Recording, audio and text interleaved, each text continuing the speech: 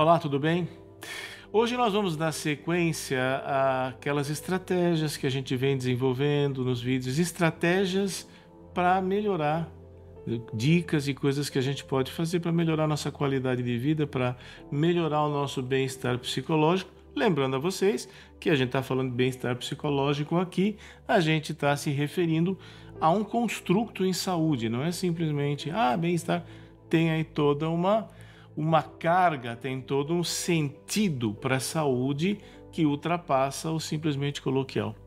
E nesse sentido, hoje nós vamos falar de um episódio que trouxe muito mal-estar psicológico para muita gente, como vocês vão ver, que é o episódio do cavalo de Troia. Todo mundo conhece a figurinha histórica do cavalo de Troia, né? O presente de grego, né? Também você fala, olha meu, você ganhou um presente de grego, quer dizer que você herdou uma bomba. É bonitinho por fora, mas por fora é chocolate, por dentro é naftalina, é bombom de trote, né? E hoje nós vamos falar um pouquinho sobre uma das fontes mais fortes, mais fidedignas dessa batalha, que é a Eneida de Virgílio. Tem aqui um livrinho judiado, mas tem, né? Tem outros bem menos capenguinhas. E aqui nós vamos falar especificamente deste episódio, porque o Ovídio fala dele como um poema, inclusive com métrica, né? Bem interessante de ler. E começa a história assim. No livro 2 está lá, Enéas toma a palavra. O Enéas presenciou as coisas e passa a contar um relato em primeira pessoa. Ele fala assim que construíram um cavalo, os gregos construíram um cavalo de madeira, alto como uma montanha, né? E com costelas de tábuas de pinho. Agora, aí você que tá nos assistindo, eventualmente saiba o que é que no mundo grego antigo poderia querer dizer especificamente, por que o Ovídio resolve citar as costelas em tábuas de pinho. Quem souber alguma coisa que poderia ser o pinho, como é que eram as tábuas, por que ele cita especificamente isso, quem souber, coloca lá nos comentários, me dá uma dica aí de pesquisa, ou então informa tudo, para a gente poder entender por que os cavalos de Troia tinham costelas em tábuas de pinho. E que era alta como um morro. Então era um negócio gigantesco. Era um negócio provavelmente poucas vezes visto na época, né? E aí os gregos foram embora. Ali era uma espécie de uma enseada. Não era bem uma baía, era uma enseada. Que não era difícil parar barco. E os gregos tinham passado por lá, eles já tinham ido embora. E deixaram esta coisa com costelas de pinho, em tábuas de pinho e alta como uma montanha, na frente da cidadela, em frente à fortificação de Troia. E aí estava se cogitando, olha, acho que eles deixaram aqui, puxa, o que será que é? Será que é uma oferta de paz? Será que é um monumento? Será que é? O que é? Será que tem alguma maldade aí envolvida? Tem alguma esperteza no meio? E estavam nesse debate cogitando a hipótese de levar então o cavalo para dentro da fortificação. Ao que um sacerdote de Apolo, Laoconte, com dois Os, é um negócio... também, quem souber pronunciar isso, por favor, me manda a dica aí nos comentários, para eu poder falar certo, porque Laoconte, mas tem dois Os, alguém me ajuda aí. Enfim, Laoconte, que era esse sacerdote de Apolo, desceu lá do topo do morro berrando em lágrimas. Vocês ficaram loucos, mas assim, vocês estão loucos de pedra. Are you stark mad? Você realmente acredita? Vocês acreditam que os nossos inimigos foram embora assim, sem mais nem menos? Ainda outro dia os caras estavam aqui de pau, agora foram embora na boa e deixaram um cavalinho, um cavalão. Vocês acham que algum presente dos gregos é ingênuo? E olha, interessante, porque ele fala presente de grego. E é a expressão que a gente tem em português, né? Isso aí é um presente de grego. E é literalmente dos lábios de Laocoonte que isso sai. É essa a ideia que vocês têm do Ulisses? Ulisses, lembra? Ulisses, o general grego. Vocês sabem com quem vocês estão lidando? Vocês sabem quem? Vocês já esqueceram quem são esses caras? Acho que eles estão deixando um cavalinho porque agora vai ser tudo amiguinho. Vocês perderam a razão. Falou nesse tom, né? E aí houve quem contestasse, disse que não, que era outra coisa, que onde já se viu, que eram as pessoas que diziam, não existe nenhuma conspiração aí não. É todo mundo bonzinho e ingênuo. Olha o risco, né? Você desconsidera a possibilidade de uma conspiração. Às vezes, no nosso mundo corporativo, às vezes no nosso mundo político, no nosso mundo social, às vezes a gente tem que ter uma certa... Puxa, mas será que tem outro interesse em jogo aí? Né? É bom ter esse discernimento. E aí o que acontece é que assim, ele diz em seguida, se o destino, se nossa própria vontade não tivesse sido tão contrária, Laocoonte poderia ter nos feito rasgar aquele compartimento do cavalo que estava íntegro. Porque ele foi lá, ele quebrou uma parte da estrutura do cavalo e olhou, estava vazio. Mas não quebrou a outra parte, que era a parte onde de fato havia os soldados. Só que eles não sabiam nesse momento. Nesse momento era uma caixa preta. Bom, se nossa vontade não tivesse sido tão contrária a quebrar o cavalo de Troia, ou seja, nós vemos aqui que da parte dos troianos, para que o cavalo entrasse na cidadela, não bastava simplesmente ser um cavalo. Era preciso que a vontade dos troianos fosse nessa direção. E aí o que acontece? À medida que eles vão avançando com o cavalo, você vai ouvindo no interior do cavalo o bater. A palavra é clanging. A gente não tem... O clanging é uma coisa mais ou menos, é um metal batendo secamente no outro. Não é aquele metálico assim do sino. É um plac, ploc. Mas você percebe que é placa de metal.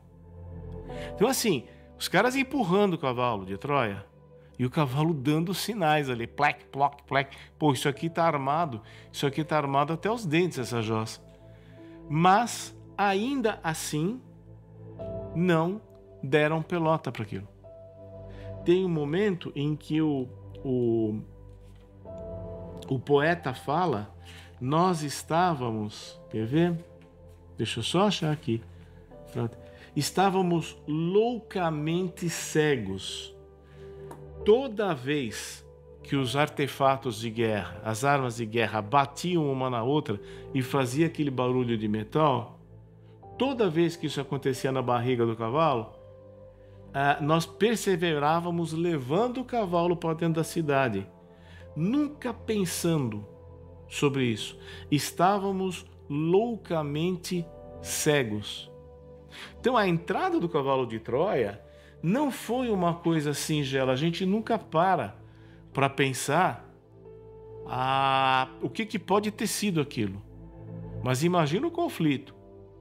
Que Laocoonte já tinha falado, olha, cuidado, vocês estão birutas. Mas parece que ele e os seus alinhados não eram maioria. E as pessoas estavam loucamente cegas. E aí vem a pergunta. As pessoas ficaram loucamente cegas, começaram a contrariar, passar por cima de evidências perigosas. Por quê? O que poderia haver que levou as pessoas a se tornar pessoas que, veja, eram pessoas que estavam em guerra. Então não era ninguém assim num vale de flores, não. Eram pessoas que, em tese, né, elas estariam com sua atenção muito elevada, sobressaltadas, estariam mais atentas a sinais de perigo do que se fossem cidadãos morando confortavelmente numa cidade grande à prova de ataques. Não, eram troianos em combate com pessoas que eles descreviam como ferozes, sanguinárias e violentas. Quem lê o poema vai ver, Ulisses não é retratado de uma maneira muito querida, não. Aquiles é feroz. Ele é um general chamado feroz, ferocious. Os adjetivos são animalescos. Então, assim, você recebeu um presente daqueles caras, você tá pondo o cavalo para dentro, você começa a ouvir barulho de metal, isso é a mesma coisa. Lembra no passado, quando as bomba relógio, era um relógio mesmo. Então o cara, era até piada, o cara recebia um pacote, aí ele escutava assim, tic-tac, tic-tac, dentro do relógio. Era isso, o cara deixaram lá um cavalo e os caras estão ouvindo tic-tac ali. E, no entanto, estavam cegos aos avisos. Cegos aos avisos que o próprio cavalo dava. A pergunta deles: é um objeto religioso? Será um engenho de guerra? Então, até a dúvida até passava. O que eles não percebiam é que aquilo ali podia se voltar contra eles. Será uma arma de guerra? Será uma... Eu li uma vez, também peço a ajuda de vocês, que parece que o cavalo de Troia, ele foi inspirado numa arma de guerra da antiguidade, como se fosse um ariete, um tronco que você vai e bate na porta para quebrar, para romper o portal. Só que era com roda e os caras iam empurrando. Não teria um outro nome, eu não sei se é fato ou não. Eu sei que parece que a ideia do cavalo é inspirada num troço desse. De qualquer forma, pensava-se num engenho de guerra, pensava-se num objeto religioso, só não se dava bola pro barulho que aquela porcaria estava fazendo na barriga. Presta atenção. Olha os caras que mandaram o presente e olha o barulho, meu. Tem coisa viva ali dentro. Não. Estávamos às voltas com um objeto religioso ou um engenho de guerra. Bem, em seguida, né, para a gente não estender demais, em seguida eles levam o cavalo e colocam na frente do altar de Minerva. E é interessante que aqui é Atena, né? É Atena, a versão latina de Atena. E interessante que Minerva era a deusa da sabedoria, do conhecimento. Aqui no Brasil nós tivemos um projeto no rádio, que aliás foi até uma ideia muito boa, né? Eu não sei até que ponto gerou resultados, mas a tentativa foi legal, que era o Projeto Minerva, que era um projeto de alfabetização e de conhecimento pelo rádio. Na década de 70. Acabou virando uma coisa chata, uma coisa um pouco chata, porque os recursos eram muito precários, era subfinanciado, mas a ideia é você usar uma mídia, né? Imaginem nós, se nós começarmos a usar as mídias que nós temos hoje, priorizando informação sadia, trocas construtivas de informações, em vez de guerras de nervos e trocas de farpas. Imaginem o quanto que isto poderia contribuir para aprimorar a nossa ideia de cidadania e melhorar as relações entre os diferentes grupos de pessoas. Mas enfim, para a gente ir chegando ao ponto, voltando para Minerva dos gregos, então nós temos o quê? Ela fica na frente do altar de Minerva. E neste momento, o que é que os troianos fazem? Eles celebram. Celebram o quê? só pode ser, eles celebraram porque eles entenderam que o cavalo era uma oferta de paz. Eles leram, porque não tinha nada escrito, ninguém deixou bilhete, não tinha nada lá. Eles concluíram que o cavalo significava um acordo de paz. Os gregos reconheciam a sua resiliência contumaz e resolveram parar de agredir Troia. Bem, com isto, então, eles deixam ali de frente a Minerva. Laoconte é devorado por 2 serpentes marinhas ali, mas a gente pula um pouco esse aspecto da história para não ficar longo demais. Mas aí eles adoram, deixam lá o cavalo e passam a comemorar. E passam a tomar vinho. Então, o que nós vemos, o que é que cegava, o que é que vinha fazendo os troianos se tornarem tão negligentes com os sinais que eram óbvios que estavam diante deles, a saber, primeiro, que os gregos não eram flor que se cheirasse. Os caras estavam em guerra com eles, meu Deus. 2, que aquela jossa fazia barulho. Aquilo não podia acabar bem, mas essa coisa... Você está dirigindo um carro, teu carro começa a fazer um barulho esquisito. Você tá num determinado lugar e de repente as coisas começam a escurecer mais cedo.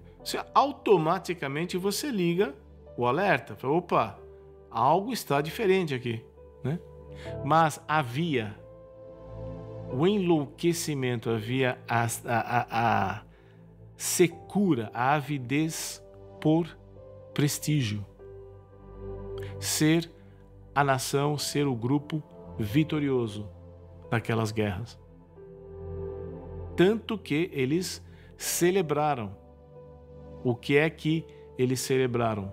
O prestígio que os gregos pareciam ter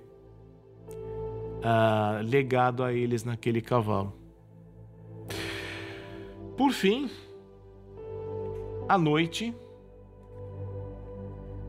todo mundo de porre, um grande número dos guerreiros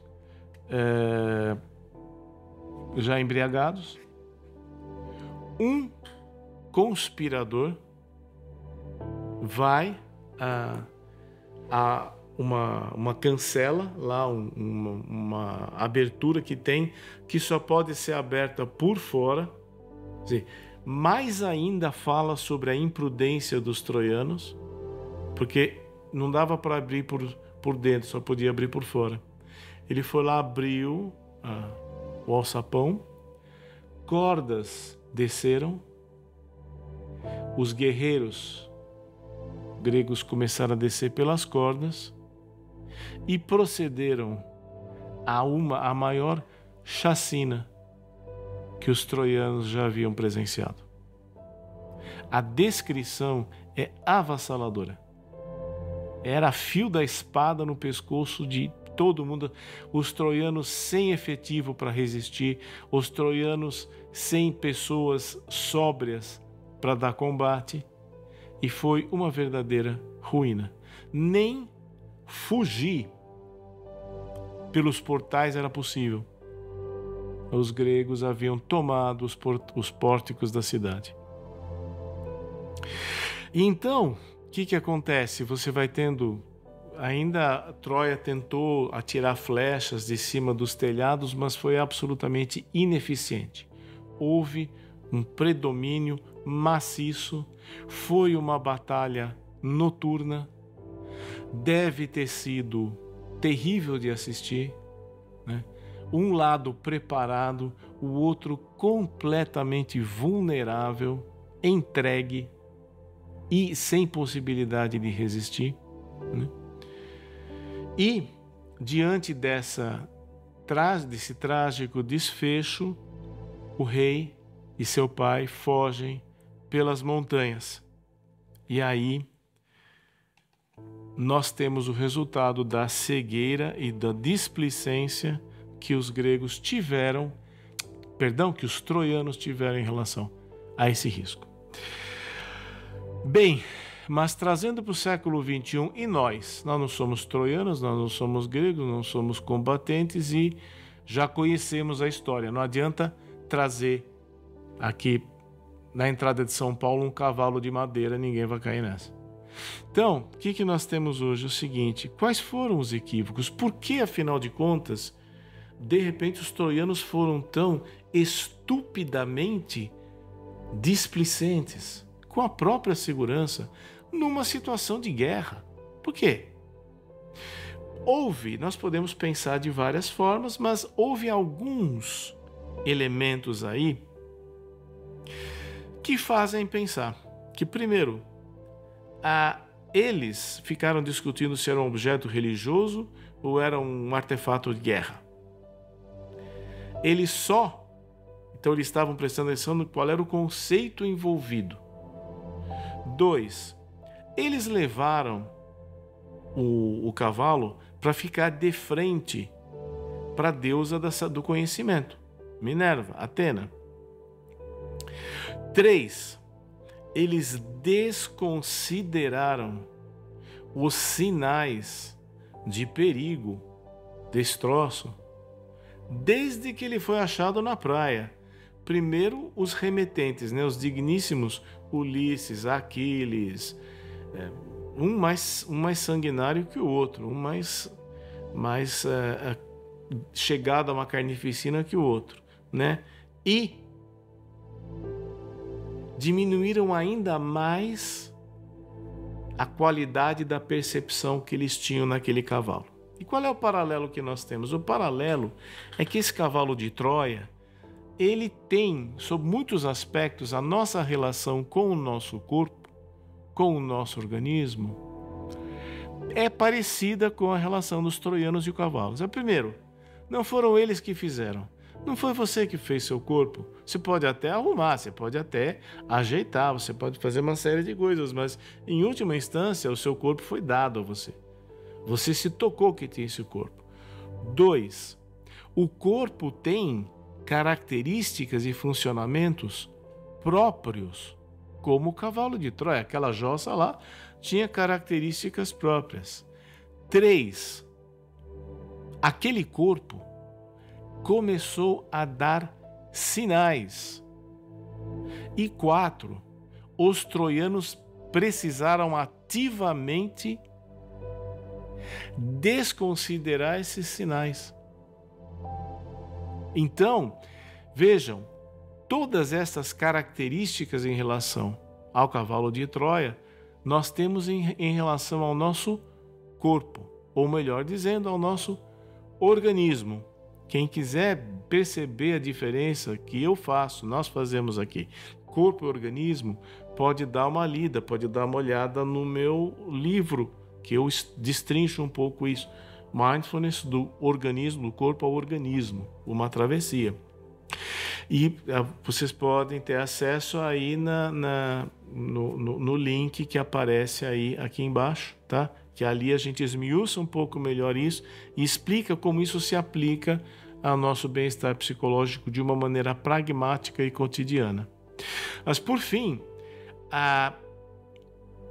todos os sinais de que algo não ia bem foram desconsiderados.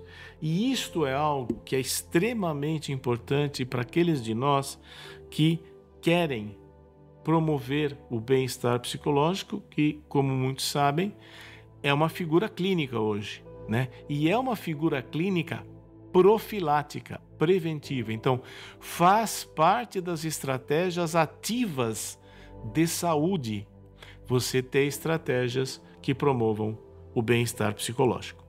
Então, um dos pontos mais importantes é: o seu organismo não é um objeto religioso, o seu organismo não é um artefato de guerra. Você pode fazer o uso que você quiser do seu organismo, você pode colocá-lo, você pode escravizá-lo no que você quiser, mas ele vai dar sinais de desgaste, ele vai dar sinais de disfuncionamento, ele vai te avisar que algo não está bem. A sua atitude perante esse funcionamento diferente, esse tilintar de metais, é que pode definir um desfecho mais ou um desfecho menos infeliz, mais ou menos bem-sucedido, uma qualidade de vida melhor ou pior. Então a gente pode aproveitar essa experiência medonha, só para alguns de vocês que podem ter interesse nessas coisas. Troia hoje é uma cidadela, é uma cidade cuja existência está comprovada. Isso há algum tempo atrás era objeto de discussão. Mas hoje se sabe. A Troia 7, dá uma procurada, você vai ver ali, tem umas ruínas e você tem até uma ideia de como é que aquela cidadela parecia. Tá? Muito obrigado por ter acompanhado o nosso vídeo até aqui, tá? Em breve a gente está de volta com mais considerações. O legado, a sabedoria das nações nos legou para a gente conduzir a nossa vida nesses tempos tecnológicos que nós vivemos. Muito obrigado, não desista de si. Um grande abraço e até a próxima.